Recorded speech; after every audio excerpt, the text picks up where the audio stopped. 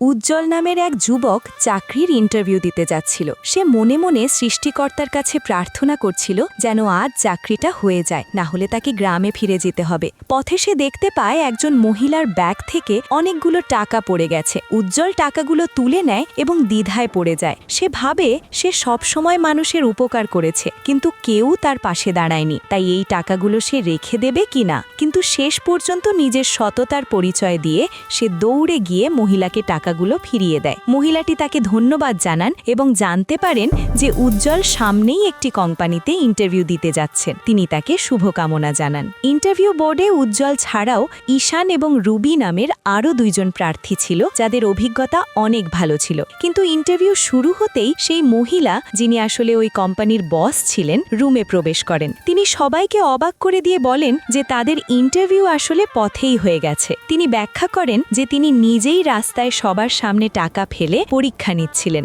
ঈশান এবং রুবি টাকাগুলো কুড়িয়ে লুকিয়ে ফেলেছিল, কিন্তু উজ্জ্বল তা করেনি। তিনি ওই দুইজনকে জালিয়াতির জন্য বের করে দেন এবং উজ্জ্বলের সততায় মুগ্ধ হয়ে তাকে চাকরিতে নিয়োগ দেন।